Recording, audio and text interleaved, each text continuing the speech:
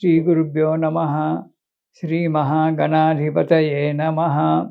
జనవరిలో కన్యా రాశి వారికి, ఈ రాశి వారికి ఈ నెలలో వృత్తి వ్యాపారాలలో తీరిక ఉండకపోవచ్చు. ఎప్పుడు నిరంతరం పరిగెత్తుతూ ఉండడమే జరగవచ్చు. కానీ తొందరపాటు తనంతో కొన్ని పనులు చేసి కొంత ఇబ్బందుల పాలు కావాల్సి వస్తుంది. కొన్ని అనాలోచిత పనులు కూడా చేస్తుంటారు. తొందర ఎక్కువ, దబదబ అయిపోవాలి, ఈ పని అయిపోతే ఇంకో పని చేద్దాము అనేటువంటి ఒక ఆతురత ఎక్కువగా ఉంటుంది. దాన్ని అణిచిపెట్టండి. కొన్ని అనాలోచిత పనులు చేసి ఇది ఉంటారు. ప్రతి విషయాన్ని ఆలోచించి ధైర్యంతో ముందుకడిగేయండి, మీకు పనులు జరుగుతాయి. బంధువులతో స్నేహితులతో సంప్రదింపులు చేస్తుంటారు.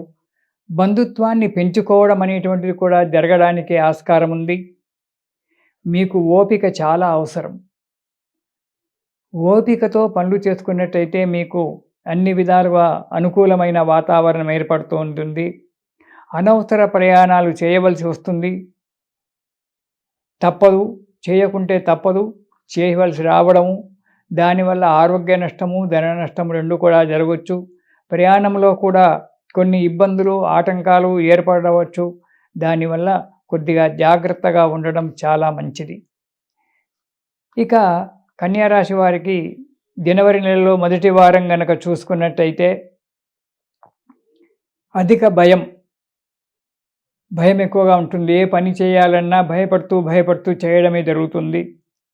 దానివల్ల కొంత డబ్బు నష్టపోవడం జరుగుతుంది. కుటుంబంలో కానీ కుటుంబీకులతో, అంటే మీ కుటుంబీకులతో కానీ బంధుమిత్రులతో కానీ చిన్న చిన్న కలహాలు ఏర్పడేటువంటి ఒక అవకాశం ఉంది. మీరు తొందరపాటుతనం ఎక్కువ కాబట్టి దానివల్లనే కలహాలు ఏర్పడతాయి. దాన్ని అణుచుకోవడం చాలా మంచిది కన్యారాశి వారు. అనారోగ్యం ఏర్పడుతుంది. అధికంగా డబ్బు ఖర్చు చేయడం జరుగుతుంది. అధికంగా శ్రమ పడవలసి వస్తుంది.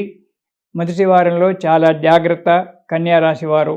ప్రతి విషయంలో కూడా ఆచితూచి అడుగు ముందుకెయ్యండి. ఇక రెండవ వారం పనుల ఒత్తిడి చాలా ఉంటుంది. ప్రతిదానికి పరిగెత్తవలసి వస్తుంది. కొంత డబ్బు నష్టపోవలసి వస్తుంది రెండవ వారంలో. దానికి తోడు అనారోగ్యం ఏర్పడుతుంది. మానసిక చింతన, అనవసరమైన ప్రయాణాలు చేయడము ఏర్పడుతుంది. కాబట్టి రెండవ వారంలో కొద్దిగా జాగ్రత్తగా ఉండండి. ఏ ప్రయాణాలు చేయకున్నా, ఏ కార్యక్రమం చేయని ఇంట్లో ఉన్నా పిచ్చిగా ఆలోచన చేయడం అనేటువంటి జరుగుతుంది. కాబట్టి అట్లా వృధాగా కూర్చోకుండా పనులు చేస్తూ ఉండండి. ఏదైనా ఒక పని చేస్తూ ఉన్నప్పుడు మన మనస్సును అక్కడ కేంద్రీకరించకుండా మనస్సును ఎప్పుడైతే డైవర్షన్ చేస్తామో అప్పుడు కొన్ని బాధలు మనకు ఆటోమేటిక్గా తగ్గిపోతుంటాయి.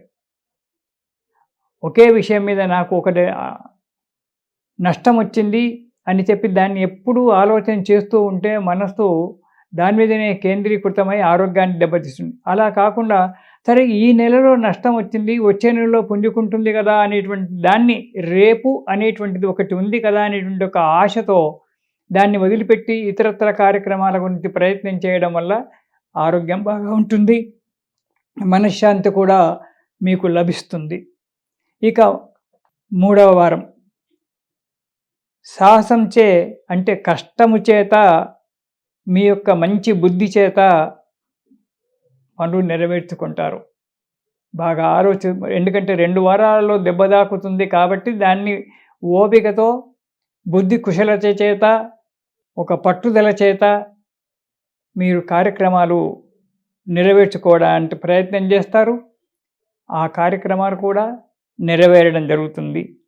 యత్న కార్యాలు ఏదైతే ప్రయత్నం చేసి మీరు చేసేటువంటి కార్యక్రమాలు ఉన్నాయో, ఇంతకుముందు ఆటంకాలు వచ్చాయో ఆ ఆటంకాలన్నీ కూడా తొలగిపోయి ఆ కార్యక్రమాలన్నీ కూడా దిగ్విజయంగా ఫలించడానికి ఉంది.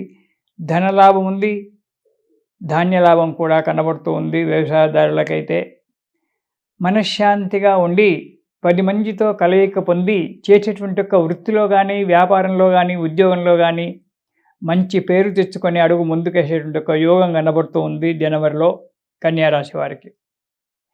ఇక 4వ వారం చేసే కార్యక్రమాలలో మంచి అభివృద్ధి ఉంటుంది. బంధుమిత్రుల యొక్క కూడక, అంటే అందరూ కూడా ఒక దగ్గర ఉండడము, బంధుమిత్రులతో కలయిక ఏర్పడము, నూతన గృహ నిర్మాణానికై ఆలోచనలు చేయడము, స్థలం కొనడం కానీ, ఇల్లు నిర్మాణం చేసుకోవడం కానీ, లేదా ఏ అపార్ట్మెంట్లోనే ప్లాట్ కొనడం కానీ జరగడానికి ఆస్కారం ఉంది. దాని గురించి మీరు ఆలోచన చేస్తారు, సలహాలు, మీ పెద్దల యొక్క సలహాలు తీసుకుంటారు.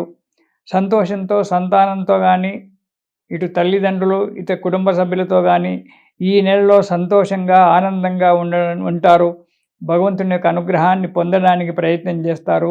ఈ కన్యా రాశి వారు ఈ నెలలో సుబ్రహ్మణ్య స్వామి స్తోత్రం పారాయణం చేయడం చాలా మంచిది. ఆ సుబ్రహ్మణ్య స్వామి యొక్క పారాయణం చేయడం వల్ల సకల కష్ట నిర్మూలనం జరిగి మీ యొక్క ప్రతి పనికి స్వామి తోడుగా ఉండి మీకు అనుకూలమైన వాతావరణం ఏర్పరుస్తాడు. కాబట్టి ఈ నెలలో మొత్తం కూడా, జనవరి నెలలో మొత్తం కూడా సుబ్రహ్మణ్య స్వామి స్తోత్రం పారాయణం చెయ్యండి. సంతోషంగా ఆ సుబ్రహ్మణ్య స్వామిని ఆరాధించండి. సంతోషంగా ఉండండి. ఇది శుభం.